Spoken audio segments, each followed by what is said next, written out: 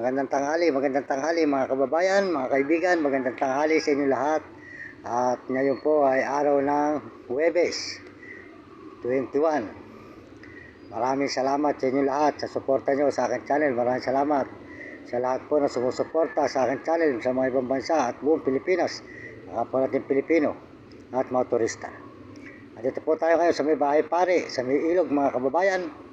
At tayo dito nagla-live ngayon sa may lalim ng tulay uli. Yan, ilog.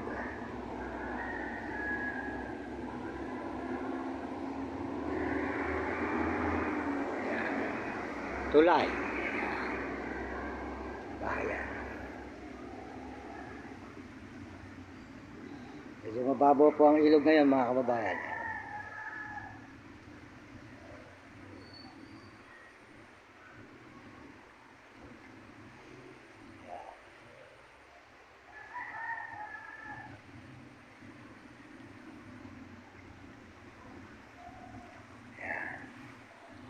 Ay, maraming salamat po sa inyo at paki-subscribe lang po nyo mga hindi pa po nagsusubscribe.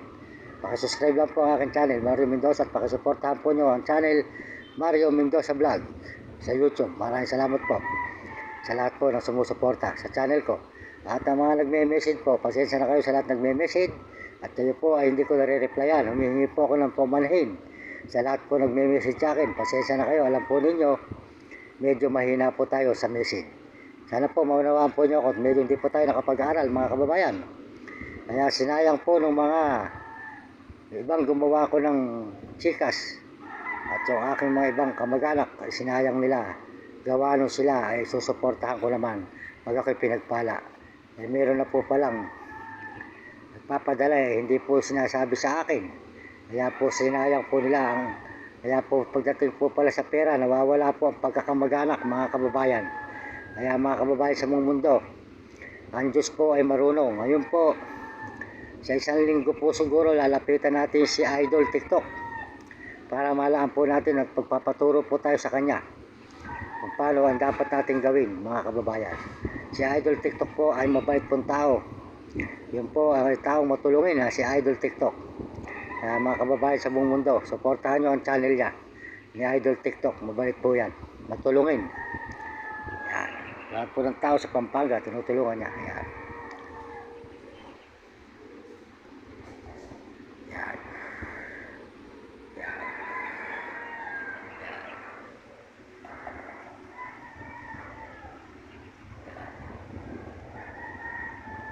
Ilog, mababaw po ang ilog. Ayan. Mababaw ang ilog ngayon.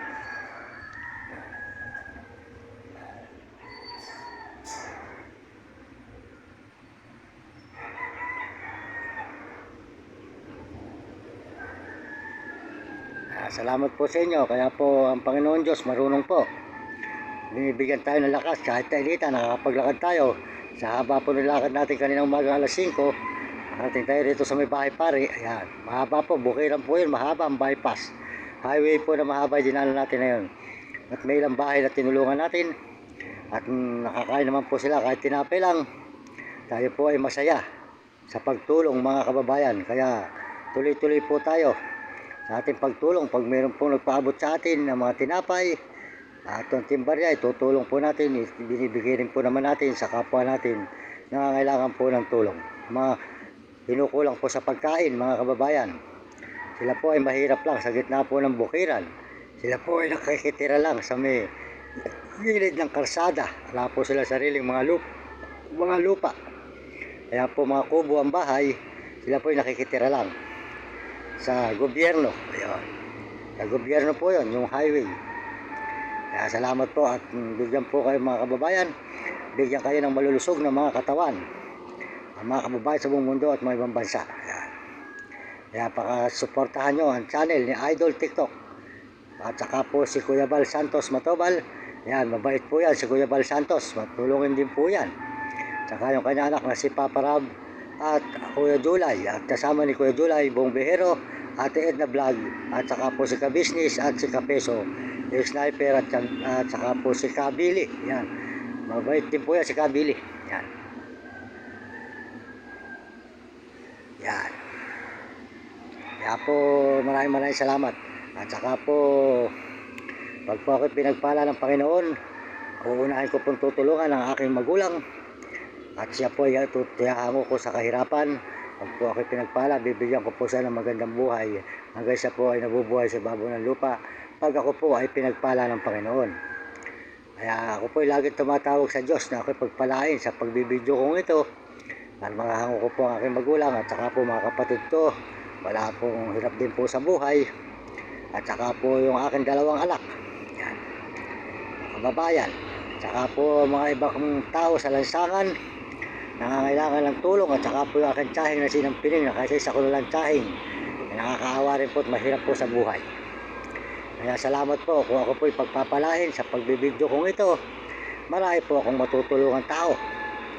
Kung saan tayo tutulong na makikita natin, na mabibigyan natin ng mga pangangailangan, pagkain at konting pera na tayo ay pagka nagkaroon na ng pagpapala. Kaya mga kababayan, kaya salamat po sa inyo at salamat po sa suporta ninyo sa mga ibang bansa at buong mundo, lalo na po sa mga Amerikano. Maraming salamat sa mga Amerikano sa suporta nyo at mga Amerikana at saka po suporta ng mga Chinese. Salamat po sa inyo at mga Negro at Hapon at Arabo. Salamat po at lalo na po mga kababayan natin sa buong Pilipinas. Maraming salamat po sa mga kababayan natin sa buong Pilipinas. Salamat po sa lahat ng suporta nyo sa akin mga Pilipino. Kapwa ako Pilipino at sa mga ibang bansa mga kapwa natin Pilipinas. Salamat po. Ayun. Ayun po ay papasalamat tayo na marami sa Panginoon. Dahil ang Panginoon po ay marunong at tayo po hindi pinababayaan. Salamat po sa Panginoon Diyos. At tayo pinagpapala sa araw-araw kahit pabarya-barya. Salamat din po sa tao sa Pampanga, sa Candaba at Bahay Pare. At kung saan man po tayo nasusuot, Maynila at Bulacan at Nueva Ecija at papunta ng Baguio, Pangasinan at saka po La Union. Salamat po sa inyo, Tarlac. Yan. Maraming salamat po at Olonga po, Sambales, Subic. Yan. Maraming salamat po sa mga tumulong po sa atin sa mga nagdaang araw at nagdaang mga taon. Maraming salamat po sa inyo at mga buwan. Mababait po mga tao at kasi po tayo gumagawa tayo ng mabuti. Hindi po tayo gumagawang masama at hindi tayo nakakasira. Yan. Salamat po sa inyo lahat. Sa Panginoon Diyos, salamat. At tayo po ay nandito sa ilalim ng tulay. Yan. Papahinga po tayo, mainit eh.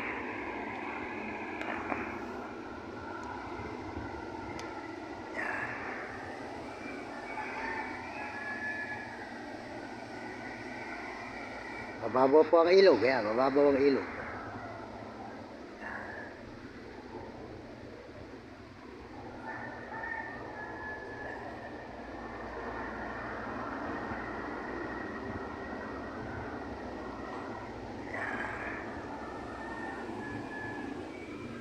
Ito po ay malamig sa ilalim ng tulay mga kababayan.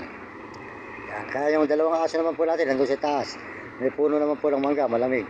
Nakasilong at tapos po may payong at nakakain na po sila. Yan.